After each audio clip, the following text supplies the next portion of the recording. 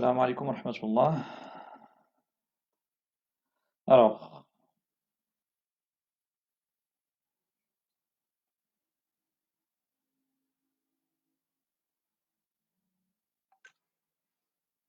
salam alaikum wa rahmatullah.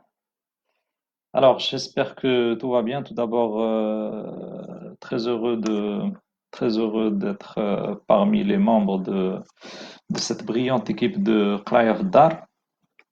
Ça fait plaisir de participer à cette initiative qui est franchement originale et inspirante.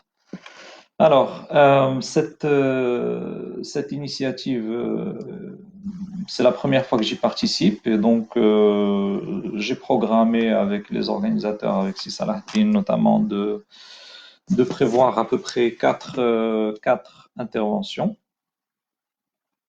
Et donc, ces quatre interventions vont être réparties en quatre modules de 45 minutes. Le but de ces interventions est justement c'est pas vraiment de faire un cours en bonne et due forme ou une formation pleine et entière sur la finance participative ou la finance islamique, mais c'est plutôt d'initier le public à cette finance qui est somme toute qui reste toujours assez originale, novatrice par rapport à de nombreux opérateurs du secteur de la finance et de nombreuses personnes qui s'intéressent à la finance. Donc dans cette première session, on va essayer de démarrer la session et de la séparer en deux axes. Le premier, c'est qu'on va essayer ensemble de comprendre rapidement les fondements et les principes de cette finance d'un point de vue shariatique en deux modules. Et les deux autres modules, on va essayer de comprendre rapidement les principaux produits, comment ça se passe niveau finance participative en termes d'opérations bancaires, d'opérations financières, etc., etc.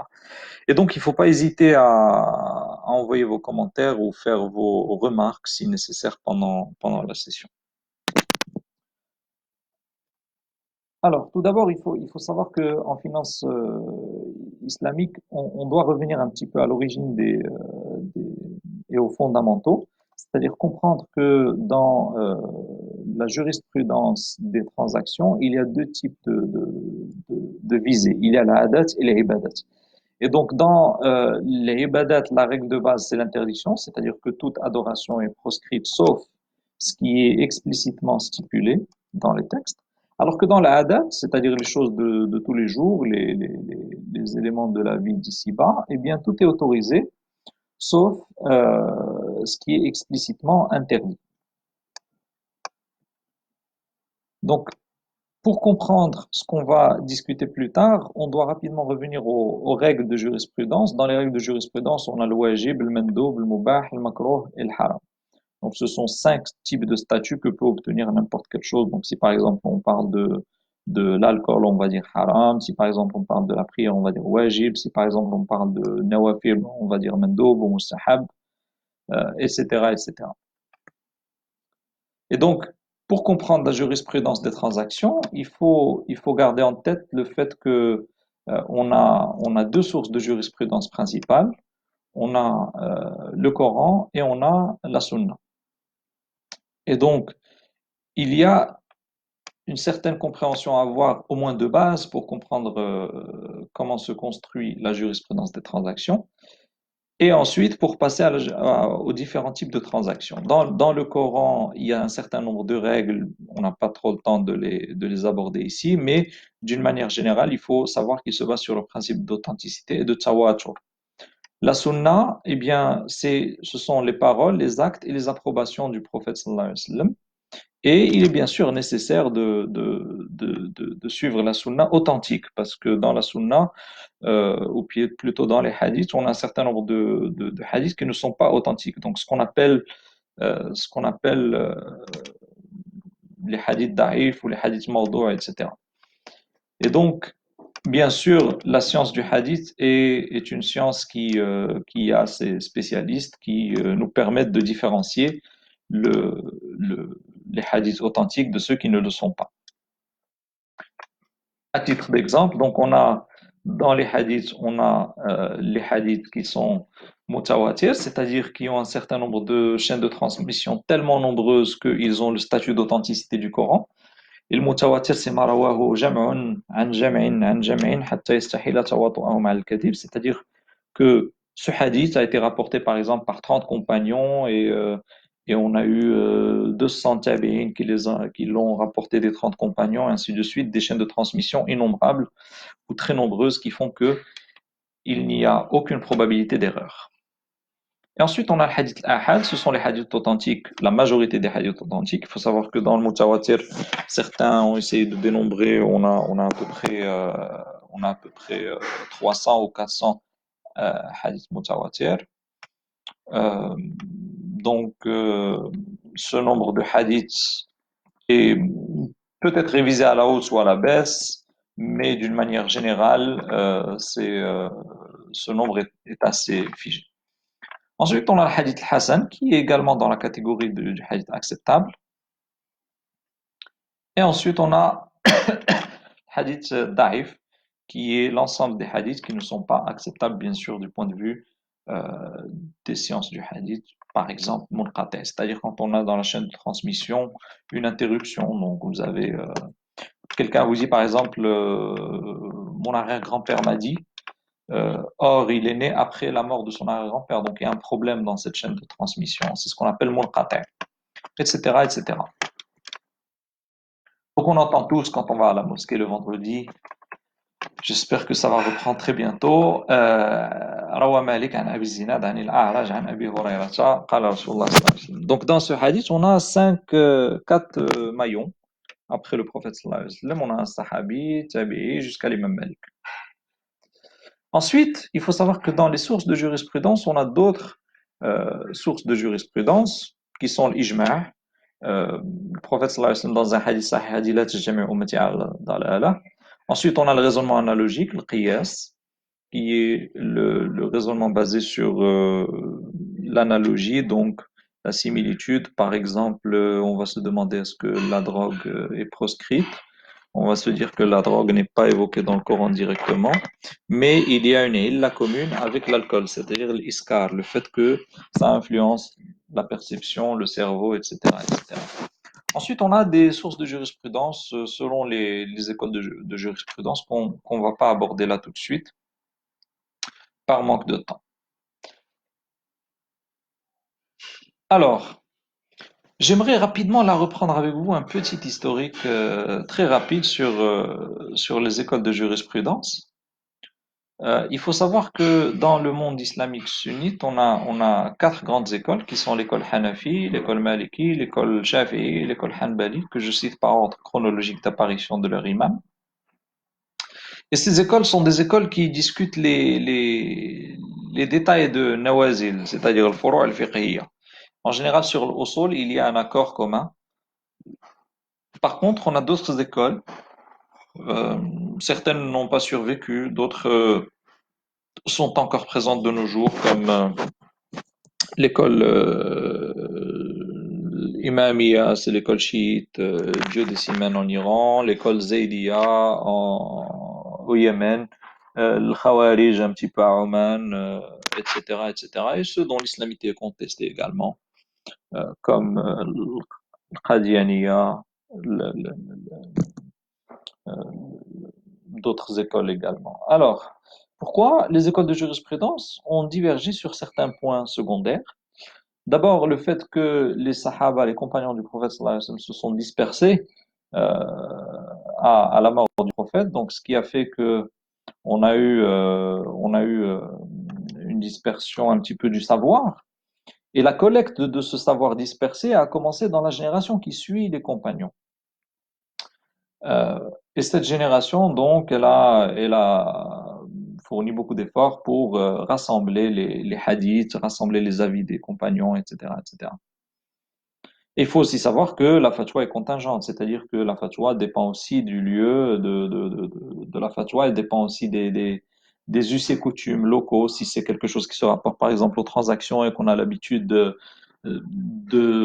par exemple, de faire bi'um qal dans une contrée donnée, eh bien bi'um qal est considéré comme étant une clause dans le contrat. Alors que si c'est pas une habitude dans une autre contrée, ça sera pas considéré comme étant une clause tacite du contrat, ce qui fait que en cas de contestation du contrat devant les juges, eh bien, chaque juge aura un avis différent. Pourquoi? Parce que les us et coutumes diffèrent. Donc, il y a des choses qui sont contingentes avec les us et coutumes. Et il y a d'autres choses, bien sûr, qui ne varient pas, comme les prières, comme certains jugements sur riba qu'on va voir par exemple, etc., etc.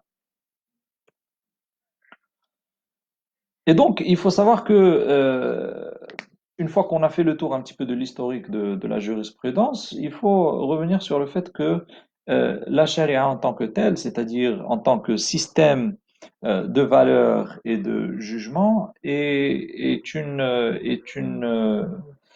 expression d'une volonté globale qui est la volonté divine. Et cette volonté, c'est, selon un certain nombre de savants, حفظ الدين حفظ النفس حفظ العقل حفظ النسل وحفظ المال. Donc la préservation de la religion, de la vie, de l'intelligence, de la descendance, de l'argent, de la propriété. C'est-à-dire que toutes les fatwas, tous les jugements halal haram que vous allez trouver dans la charia sont liés à l'un de ces 5 points, tout simplement. Et donc ces 5 universaux, c'est le kulliyat al-khams qu'on appelle, qui ont été appelés le kulliyat al-khams par un certain nombre de savants.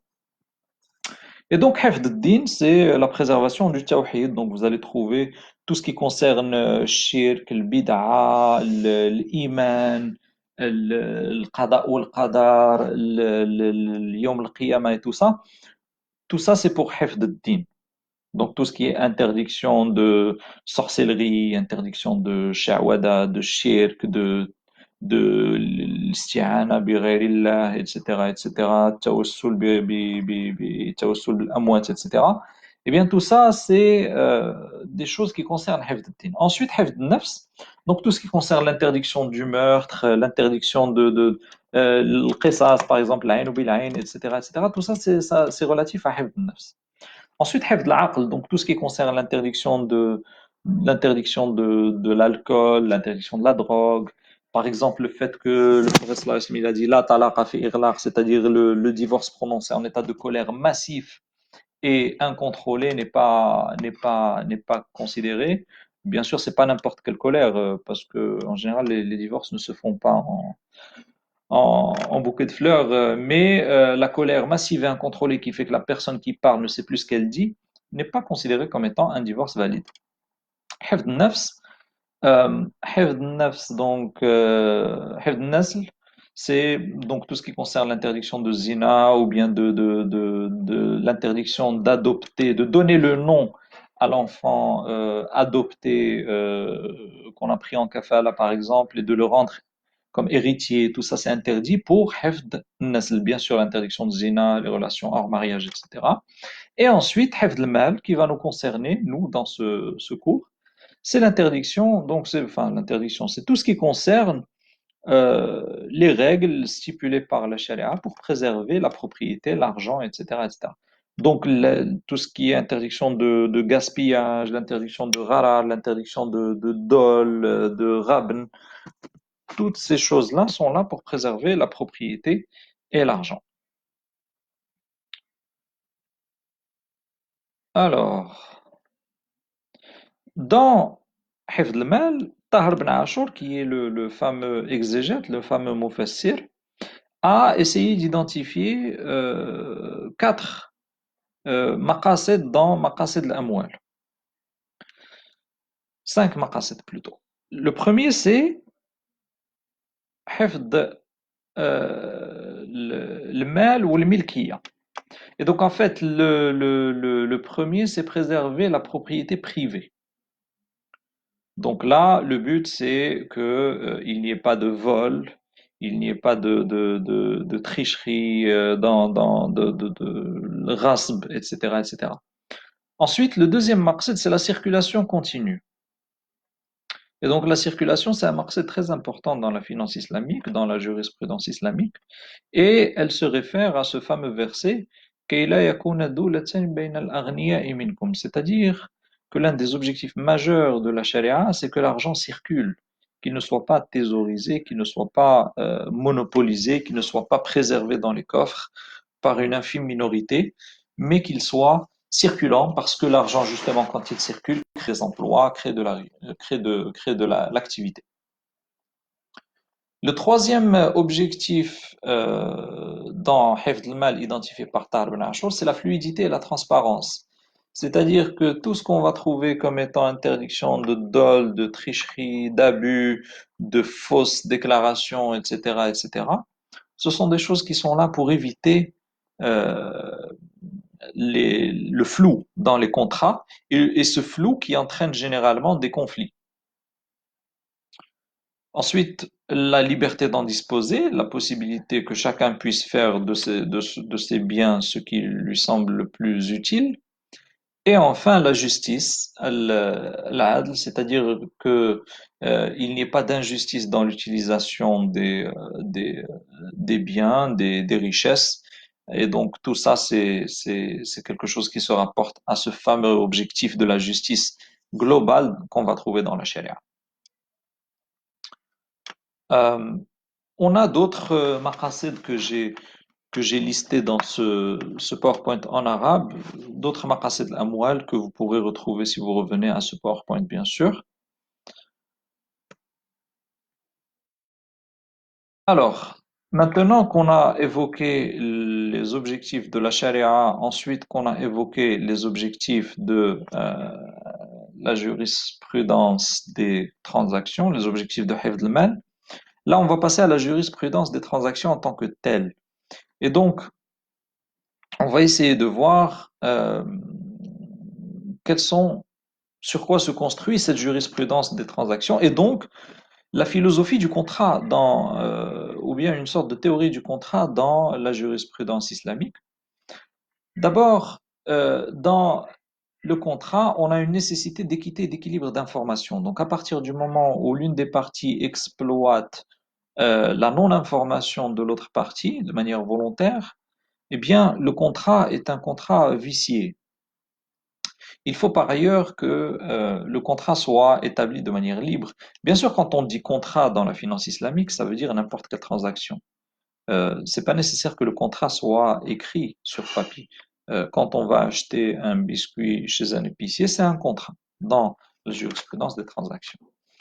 Et donc, les parties contractantes doivent être éligibles légalement, donc la maturité, le boulour. Après, les savants ont un certain nombre de détails sur cette éligibilité, à partir de quand elle est valide. Ensuite, l'un des objectifs aussi de la jurisprudence des contrats, c'est éviter toute nuisance et conflit. Donc, là, on a bien sûr la volonté de garder l'esprit de la communauté, de fraternité dans la communauté. Et là, j'ai listé 6 piliers importants du contrat. Le premier, c'est l'acceptation réciproque, l'ijab ou le qaboul.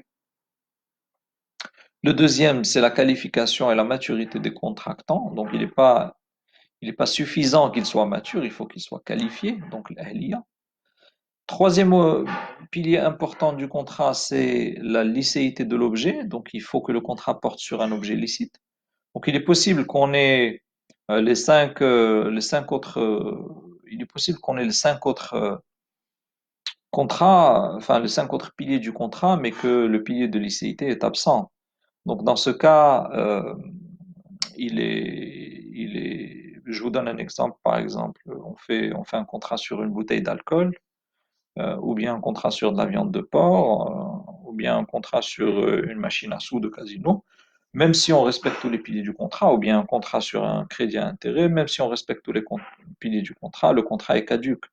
Il n'a aucune validité d'un point de vue chariatique et il n'est pas contestable devant le juge, bien évidemment. Ensuite, la possibilité de livraison, c'est-à-dire qu'on ne peut pas faire des contrats sur quelque chose qu'on n'a pas, qu'on ne possède pas, ou bien qu'on n'est pas sûr de pouvoir livrer. Ensuite, la connaissance et la transparence, donc là, ça revient à l'équilibre et l'équité d'information. Et ensuite, la possession. Et la possession, c'est un pilier, là, comme on peut retrouver dans le Hadith Hakim ibn Hizam, sauf la transaction salam, qui est une exception qu'on va discuter un peu plus tard. Alors, bien sûr, dans les contrats en jurisprudence islamique, le paiement peut être soit en spot, c'est-à-dire sur place, soit en différé. Et donc, s'il est en différé, il faut que la livraison de l'objet soit en spot, parce qu'on ne peut pas différer et le contrat et l'objet et le paiement. Le contrat peut être annulé en cas de vice de consentement, en cas de dol, en cas de si on a établi une option de choix. Alors là, on ne parle pas des options de la bourse, attention, on parle des options dans le contrat, option de choix, khiyar, charte. Et il faut savoir qu'en finance islamique, il est recommandé, il est mustahab, mandoub, comme on a dit tout à l'heure en début de cours, d'accéder à la demande de résolution du contrat. C'est-à-dire que si on a un vendeur qui a un acheteur qui vient, qui se présente chez lui, qui lui dit, écoute, je veux annuler la vente, il n'est pas obligé de le faire, surtout enfin, le contrat est établi, il n'est pas obligé. Par contre, il est recommandé, c'est-à-dire que mustahab d'accéder à la résolution, à la demande de résolution du contrat. Alors, les clauses, on a un certain nombre de clauses, bien sûr, qu'on peut ajouter dans les contrats, clauses de date, de livraison, absence de vice, tant qu'elles vont dans le sens de l'objet du contrat, elles sont acceptables. C'est pour ça que les savants de la jurisprudence disent al-aslu fi shurut as-sihha wal-luzum. Et donc, tant qu'elles ne privent pas l'acheteur d'une caractéristique essentielle de l'objet du contrat. On a des clauses qui sont inhérentes que la charia a posées à tous les contrats de manière directe. C'est par exemple khiyar al-majlis, khiyar al-aib, khiyar ru'ya. Euh, donc par exemple khiyar al-aib, si on achète un objet dans lequel il y a un défaut de fabrication, on a le droit d'annuler. Par contre, on a des options qui sont du cas par cas, comme khiyar shart par exemple. On peut stipuler dans un contrat un délai de rétractation de 24 heures ou de 48 heures par exemple. Euh, Par contre, les options ne sont pas négociables sur le marché, bien évidemment. Sinon, on reviendrait aux options boursières. Alors, une fois qu'on a abordé un petit peu ces quatre éléments principaux qui sont les sources de la jurisprudence, l'histoire de la jurisprudence, maqasid sharia, les règles majeures de jurisprudence, la jurisprudence des transactions, on va clore, essayer de clore, sinon on va essayer de clore au prochain cours ce chapitre sur les fondements chariatiques de la finance islamique par les principaux interdits et la sagesse de leur interdiction. Alors, l'interdiction du riba, elle trouve son fondement dans quoi déjà? Déjà, pour comprendre l'interdiction du riba, il faut comprendre l'origine du mot. Et ce mot est évoqué 8 fois dans le Coran, avec le sens de surplus. Par exemple, dans le verset ترى الأرض هامدة فإذا أنزلنا عليها الماء اهتزت وربت. Donc, tu observes que la terre est plate, aplanie, et quand l'eau de la pluie l'irrigue, eh bien, elle prend du volume. Donc, son volume augmente. Rabat, c'est ça le sens du mot rabat, c'est-à-dire, c'est pour ça que dans l'islam l'arabe, si vous ouvrez dans riba, vous allez trouver ziyada, c'est-à-dire le surplus. Donc, riba veut dire le surplus, n'importe quel surplus. Alors, dans riba, on a deux types de riba. Déjà, il faut comprendre qu'il y a deux types de riba, riba douyoun ou riba al-bouyour. Riba douyoun, c'est un riba qui est lié aux transactions qui est très minoritaire aujourd'hui. Pour moi, il constitue 1% du riba observable. Et riba al-bouyour, riba douyoun, donc riba al-bouyour constitue à peu près 1% et riba douyoun constitue l'écrasante majorité du riba qu'on observe aujourd'hui. Riba douyoun, c'est les intérêts qui sont liés au temps, donc au contrat de prêt. Et donc, ou de dette. Et donc, ce riba peut prendre plusieurs formes, c'est-à-dire il peut s'établir dès la conclusion du contrat ou à l'échéance, comme étant un prérequis du contrat. Donc, dès l'établissement du contrat, par exemple, on fait un contrat où on dit je te prête 100 et tu vas rembourser 105, ça c'est à l'initiation du contrat. Par contre, on peut avoir un contrat de dette qui est basé sur du riba, mais à l'échéance. Par exemple, je te vends un produit qui coûte 100, mais si tu dépasses tel délai, eh bien, tu vas payer 105 ou 110 selon le délai. Ça, c'est riba al-jahiliya. C'est les riba al-jahiliya qui est bien connu également. Ensuite, dans les types d'intérêts, on en a plusieurs dans riba al. On a les intérêts simples, euh, qui est cité dans le verset de Surat al-Baqarah qu'on va voir tout à l'heure, et dans le hadith des 6 catégories qu'on va voir également tout à l'heure, qui concernent les Badawin et les Balbouya. Donc les intérêts simples, c'est quand on dit, bon, on va avoir 100, et pour chaque année de retard, c'est 5, par exemple. Et ensuite, on a les intérêts composés qui sont des intérêts cumulatifs, c'est-à-dire la première année c'est 100, la deuxième c'est 105, plus 5%. La troisième année, c'est pas 5% sur les 100, c'est 5% sur les 105, donc ça fera 110 et quelques, ou 111. Et ensuite, on aura 5% sur les 111, donc c'est exponentiel. Et ensuite, on a un autre type d'intérêt qui sont les pénalités de retard, c'est-à-dire à l'échéance, on exige une augmentation du montant payé. Et au Maroc, ça constitue quelque chose comme 20% du produit net bancaire, à peu près. Alors, la prohibition de cette pratique qui est riba, qui sont les intérêts, elle a été progressive. Pourquoi? Parce que les intérêts sont quelque chose qui était très, très, très, très pratiqué et très, très, très connu. Contrairement aux gens qui vous disent que les banques, ça n'existait pas, ces gens-là ne connaissent pas bien l'histoire du monde arabe et même pré-islamique. Et donc, les intérêts, c'est quelque chose qui était très connu et très pratiqué, que ce soit chez les Babyloniens, chez les Arabes, etc., etc. On a des traces et on a des récits. Et donc, c'est toujours difficile même quand on est prophète, d'être dans une société qui pratique énormément quelque chose et de l'interdire. Par exemple, l'alcool, c'est quelque chose qui a été interdit progressivement. Pourquoi? Parce que c'était encore une fois très, très, très diffusé. Donc on a eu d'abord le verset sur يسألونك عن الخمر والميسر قل فيهما إثم كبير ومنافع للناس وإثمهما أكبر من نفعهما, comme une sorte de recommandation, d'orientation, comme quoi l'alcool comporte pas plus de méfaits que de bienfaits. Donc le verset implicitement reconnaît qu'il y a des bienfaits dans l'alcool. Ensuite, mais ces méfaits le dépassent. Et toute la charia est construite sur l'interdiction de tout ce dont les méfaits dépassent les bienfaits. Dans le vol, il y a des bienfaits, ça permet d'enrichir le voleur. Mais le méfait, c'est que ça introduit l'insécurité, c'est l'utilisation de l'argent d'autrui sans motif légal, c'est l'insécurité, c'est l'encouragement à la délinquance, c'est beaucoup, beaucoup de méfaits qui dépassent les bienfaits. Alors, donc, ensuite l'alcool, on a eu l'interdiction d'approcher la prière en étant donc ivre. Et ensuite, on a eu le dernier verset dans Surat al-Ma'idah, versets 90 et 91. إنما الخمر والميسر والأنصاب والأزلام رجس من عمل الشيطان.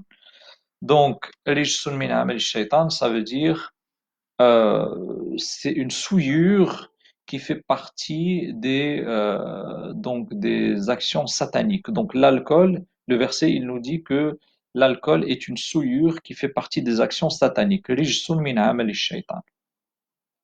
Et donc c'est فاجتنبوه لعلكم تفلحون. إنما يريد الشيطان أن يوقع بينكم العداوة والبغضاء في الخمر والميسر ويصدكم عن ذكر الله وعن الصلاة فهل أنتم منتهون. Est-ce que vous allez arrêter? Et donc là, les compagnons, ils ont dit انتهينا. Ceux qui buvaient encore de l'alcool ont dit انتهينا. Et donc on arrête. Et donc ils ont versé tout ce qu'ils avaient comme alcool dans les rues, etc., etc. Alors, ça c'est l'exemple de l'alcool. Dans les intérêts, on a le même exemple. D'abord, les intérêts sont évoqués à l'époque de la Mecque. Donc, dans un verset assez spécial, dans Surat Rum, qui mentionne justement les intérêts, mais de manière, en faisant allusion à un aspect économique super important dans les intérêts. Que nous dit ce verset? وما آتيتم من ربا ليربو في أموال الناس فلا يربو عند الله وما آتيتم من زكاة تريدون وجه الله فأولئك هم المضعفون.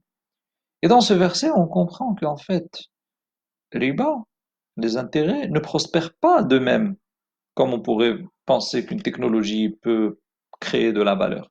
L'argent en soi, en tant que moyen de paiement, ne crée pas de la valeur en soi, tout seul. Mais il prospère et prend du volume dans l'argent des gens. Fi amwal nas. Et donc, ça montre que les intérêts, en fait, ne vivent que tant que autrui produit de la valeur ajoutée. Donc, les intérêts sont une ponction de la valeur ajoutée produite par autrui. Et donc, dans ce verset, bien sûr, il n'y a pas d'interdiction explicite. C'est un verset de Mecca. Et à l'époque de la Mecque, les intérêts n'étaient pas proscrits. Ensuite, on a eu le verset de La ta'kulu riba ad'afan mudha'afa. Donc, on a commencé à réduire le champ de la possibilité. Euh, C'est-à-dire les intérêts qui sont très importants. D'accord? Ensuite, on a eu également le verset des Juifs. وَأَخَذِهِمُ الرِّبَا وَقَدْ نُهُوا عَنْهُ. Et donc, c'est une allusion que le Coran fait aux Juifs pour essayer d'orienter les musulmans vers l'abandon de ces intérêts. Et qui montre explicitement que les intérêts ont été interdits pour les Juifs. Et enfin, le dernier verset qui nous concerne, qui est le plus important, qui contient toute l'information dont on a besoin pour comprendre cette interdiction et cette sagesse. Ces versets plutôt de Surat al-Baqarah, 2 pages avant la fin, versets 275 à 279, sont en soi une illustration parfaite du système de perception des intérêts dans la jurisprudence islamique. Que nous dit le verset? Il nous dit الذين يأكلون الربا لا يقومون إلا كما يقوم الذي يتخبطه الشيطان من المس والذي يتخبطه الشيطان من المس c'est le fou, c'est le masrour, le majnoun. Donc en fait, Ahl Tafsir, notamment Ibn Abdullah ibn Abbas radiallahu anhuma, le cousin du prophète sallallahu alayhi wa sallam, le Mufassir, il a dit que le jour du jugement, eh bien, les gens qui pratiquent les intérêts se réveilleront en état de démence.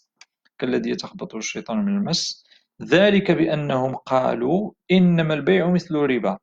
Donc c'est comme si le verset nous faisait comprendre que ceux qui disent que la vente c'est comme les intérêts, que le loyer de l'argent c'est comme le loyer d'un bien, que les intérêts de retard c'est comme quand on vend un produit à terme, c'est comme s'ils étaient déments. C'est-à-dire, mjnoun, c'est une parole de démence qui vient d'une certaine démence. ذلك, donc c'est la justification. ذلك بأنهم قالوا إنما البيع مثل الربا. Donc, déjà, les gens qui viennent aujourd'hui pour dire que oui, mais la finance islamique, c'est comme la finance conventionnelle, ils ne doivent pas penser qu'ils ont fait une découverte ou qu'ils ont réinventé la roue ou qu'ils ont découvert une machine à remonter le temps ou le remède définitif de la mort. Ce qu'ils disent a été dit il y a 14 siècles. Les mouchriquines, ils ont dit إنما البيع مثل الربا. C'est-à-dire, quelle est la différence entre je vends un téléphone à 120 sur 12 mois, alors qu'il coûte 100 actuellement, et j'emprunte 100 pour acheter le téléphone tout de suite et je rembourse 120. Ou quelle est la différence entre le loyer de l'argent et le loyer d'un bien?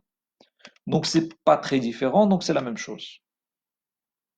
ذلك بأنهم قالوا إنما البيع مثل الربا. Et les mouchriquins n'étaient pas idiots. Ils n'étaient pas idiots, loin de là. Leur pratique de la littérature, de la poésie, du commerce les rendait comme étant, pour un certain nombre d'entre eux, très très très rusés, très intelligents.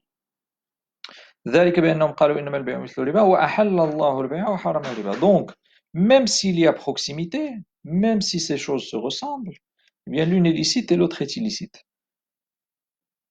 فمن جاءه موعظة من ربه فانتهى فله ما سلف وأمره إلى الله ومن عاد فأولئك أصحاب النار هم فيها خالدون. Alors il faut savoir que dans notre jurisprudence, le jugement de l'khulud fi nar, c'est quelque chose qui concerne les mécréants, les non-musulmans, les oslathum da'wat l'islam. Donc du coup, pourquoi quelqu'un qui pratique les intérêts serait ferait partie de ces gens qui sont éternellement en enfer? Ça pose un problème dogmatique, de compréhension du dogme. En fait, وَمَنْ عَادَ, certains savants ont dit que man aada, c'est-à-dire quelqu'un qui revient à dire que l'intérêt est licite, qui revient à dire que l'intérêt c'est comme la vente, alors que Dieu a dit que l'intérêt c'est pas comme la vente, que l'intérêt est illicite. Et donc quand on a quelqu'un qui revient dire que l'intérêt est illicite, alors même qu'il sait que l'intérêt est illicite, il revient à faire une législation islamique autre que celle que Dieu a fait. Et donc il sort de l'islam. Et quand il sort de l'islam, il fait partie de cette catégorie de gens qui restent éternellement en enfer. Du coup, c'est vraiment le fait de dire que les intérêts sont licites qui est encore plus grave que de pratiquer les intérêts. Bien sûr, les intérêts font partie des 7 péchés capitaux majeurs, mais dire que les intérêts sont licites, c'est pire. Ça rentre dans un taqulu ala Allahi ma la ta'lamun. ومن ومن أظلم ممن افترى على الله كذبا. C'est le pire. Et donc celui-là, bien sûr, ne peut pas rentrer dans la case des musulmans parce que le musulman, c'est celui qui dit sami'na wa ata'na. يمحق الله الربا ويربي الصدقات. Donc Dieu annihile les intérêts. Et donc en fait, d'un point de vue économique, on l'a constaté, l'éclatement des bulles spéculatives, surtout celles qui sont basées sur la dette, et les économies mondiales aujourd'hui sont énormément endettées, eh bien, c'est de l'argent qui s'évapore quand vous voyez les actions en bourse diminuer de 10 ou 20% à la suite d'un virus, par exemple, ou à la suite d'une crise des subprimes, etc. Ça vous montre combien une économie basée sur la dette est fragile. Euh, et les premières victimes sont les banques, bien sûr, parce que c'est sur elles que reposent les crédits. Donc, yamhaqullahu riba wa yurbi sadaqat. Et Dieu fait prospérer quoi? Les aumônes, la charité. Wallahu la yuhibbu kulla kaffarin athim. إن الذين آمنوا وعملوا الصالحات وأقاموا الصلاة وآتوا الزكاة لهم أجرهم عند ربهم ولا خوف عليهم ولا هم يحزنون يا أيها الذين آمنوا اتقوا الله وذروا ما بقي من الربا. On peut se demander pourquoi il y a un verset au milieu des versets de riba qui dit ceux qui croient, qui font de bonnes actions, qui font la prière et qui font zakat seront récompensés. Tout simplement parce que juste avant, il y a Wallahu la yuhibbu kulla kaffarin athim. Donc on parle des gens qui sont revenus à dire que les intérêts sont licites et qui sont sortis de l'islam. Bien sûr, s'ils savent à juste titre que les intérêts sont illicites et que les savants leur ont démontré que les intérêts sont illicites, mais qu'ils disent que les intérêts sont licites, contrairement à l'avis des savants de l'islam, eh bien ceux-là eh bien, peuvent éventuellement être concernés par l'apostasie. Et donc, s'ils veulent revenir à l'islam, ils doivent refaire shahada, faire la prière, faire de bonnes actions, faire zakat pour re-rentrer dans l'islam. Donc, il faut délaisser ce qui reste comme intérêt si on est croyant. Si vous ne renoncez pas aux intérêts, eh bien, attendez-vous à une guerre de la part de Dieu et de son prophète. Et on a des récits de certains compagnons qui disent le jour du jugement, euh, celui qui pratique les intérêts, on lui dit khud silahaka wasta'id lil harbi ma'a Allah wa rasulih. Donc prépare-toi à la guerre. Wala'iyadu billah. Et la fin du verset 279, wa in tubtum falakum ru'usu amwalikum la tadlimuna wa la tudlamun. C'est-à-dire si vous vous repentez, si vous acceptez de revenir à la voie juste, eh bien, vous aurez droit à votre capital. رؤوس أموالكم لا تظلمون ولا تظلمون. Donc, le capital, ou bien le nominal, ou bien le principal. Donc, le montant prêté. Et donc, ce verset est très, très, très clair. Il ne dit pas, si vous vous repentez, vous avez droit à votre capital plus un petit intérêt, ou plus l'inflation, ou plus un dividende, ou plus un coup d'opportunité, ou plus quelque chose. فإن تبتم فلكم رؤوس أموالكم لا تظلمون. C'est-à-dire, vous n'êtes pas d'alim en prenant plus que ce que vous avez prêté, ولا تظلمون, et on ne pratique pas dhulm, donc l'oppression ou l'injustice envers vous en vous rendant moins que ce que vous avez prêté. La tadlimuna ou la tudlamun. Donc ces versets 275 à 279 sont les derniers versets révélés dans le Coran quasiment. Cette page surtout parce qu'après on a وإن كان ذو عسرة فنظرة إلى ميسرة وأن تصدقوا خير لكم إن كنتم تعلمون واتقوا يوما ترجعون فيه إلى الله ثم توفى كل نفس ما كسبت وهم لا يظلمون. Ces deux versets sont juste après ce verset 279 et ces versets des intérêts et ces deux derniers versets sont les derniers versets révélés dans le Coran. C'est vous dire le temps qu'a pris cette interdiction vu la complexité et le fait que le sujet soit épineux. Alors, ensuite on a quelques hadiths sur les intérêts. Euh, قال رسول الله صلى الله عليه وسلم اجتنبوا السبع الموبقات, c'est-à-dire celles qui maintiennent celui qui les pratique في جهنم. Donc le موبقات c'est quoi? C'est قال وما هي يا رسول الله؟ قال الشرك بالله والسحر وقتل النفس التي حرم الله إلا بالحق وأكل الربا وأكل مال اليتيم والتولي يوم الزحف وقذف المحصنات المؤمنات الغافلات المؤمنات. Donc ce hadith est authentique, رواه البخاري ومسلم. Donc أكل الربا fait partie des 7 grands péchés capitaux. Parce qu'il y a les péchés capitaux et les mubiqat, c'est au-delà des péchés capitaux.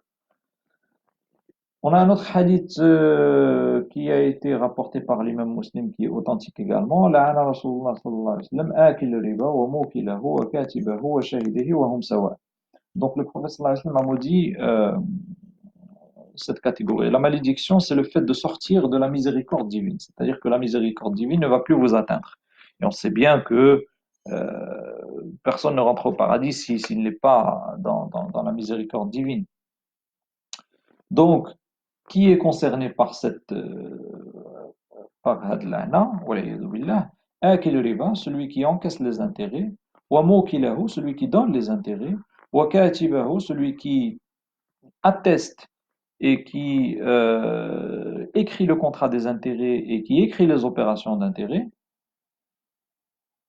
wa shahidehi, les témoins, donc les gens qu'on prend un témoin pour légaliser ce contrat.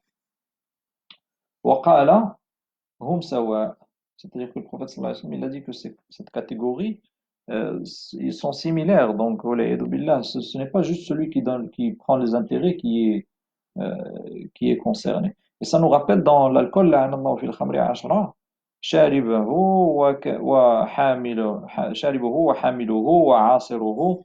C'est-à-dire que même l'écosystème qui tourne autour de l'alcool, il est maudit. Donc même l'écosystème qui tourne autour des intérêts, il faut s'en éloigner. Un autre hadith, enfin, آخر آية نزلت على النبي صلى الله عليه وسلم آية الربا. Alors, quelqu'un demande quel est l'impact du riba sur l'économie internationale. On va y venir dans les prochains cours, mais d'une manière générale, les intérêts, d'abord, on va y venir. Mais dans le prochain cours, Inch'Allah, c'est prévu en détail. Donc, jeudi prochain, Inch'Allah. Ensuite, euh, on a une règle qui nous dit كل قرض جار نفعا جلب نفعا فهو ربا قلت الفائدة أو كثرت. وقد روى البخاري يعني عن أبي بردة قال أتيت المدينة فلقيت عبد الله بن سلام رضي الله عنه فقال إنك بأرض الربا فيها فاش إذا كان لك على رجل حق فأهدي إليك حمل تبن أو حمل شعير أو حمل قط فلا تأخذه فهو ربا. C'est-à-dire qu'il ne faut pas accepter les cadeaux qui sont donnés de manière tacite ou de manière implicite avec les prêts parce que c'est considéré comme étant un riba. Alors, ensuite, il faut savoir que le riba, on est toujours dans riba douyoun, on n'est pas encore entré dans riba bouilleur, le hadith de 6 catégories, que riba douyoun, le prêt des intérêts, c'est le pire. Le prêt qui est lié les intérêts liés au temps, ce sont les pires. Pourquoi? Parce qu'on a des hadiths qui disent innama riba fin nasi'a, c'est-à-dire que le vrai riba, c'est surtout celui qui est dans les prêts, le temps. رواه البخاري ومسلم. وفي رواية الربا في النسيئة وفي رواية لا ربا إلا في النسيئة أي الذي حرم تحريم مقاصد, c'est-à-dire celui dont l'objectif qui a été interdit parce que c'est lui qui est concerné par l'interdiction, c'est l'intérêt lié au temps, justement, au prêt, comme les prêts bancaires. وقد روي عن أبي بن كعب وابن عباس وابن مسعود إنهم نهوا عن قرض جلب منفعة جار منفعة وروي إجماعهم, c'est-à-dire que les sahaba sont d'accord de manière unanime sur le fait que quand on prête de l'argent et qu'on conditionne le remboursement du prêt par le capital plus quelque chose, pas forcément de l'argent, mais un bienfait, un poste, un cadeau, un voyage, eh bien ce surplus, cet usufruit en plus, c'est de l'intérêt. Et donc, c'est pour ça que la règle de définition des intérêts, c'est كل قرض جلب نفعا مشروطا من المقترض إلى المقرض فهو ربا. Si vous vous rappelez de cette règle, alors vous allez maîtriser le sujet des intérêts. Enfin, vous allez bien comprendre. Maîtriser, c'est autre chose. كل قرض جلب نفعا مشروطا. Tout prêt qui entraîne un usufruit conditionné de l'emprunteur vers le prêteur, c'est un intérêt. Et donc là, on va s'arrêter ici. On va reprendre dans ce slide, Inch'Allah, la prochaine fois. Et encore une fois, félicitations à l'initiative Qara Fda. Je suis vraiment très heureux d'y contribuer. Et dans les trois prochains cours, prochains modules, on va essayer de détailler ce cours. Marhaba bikoum, et envoyez-moi vos questions.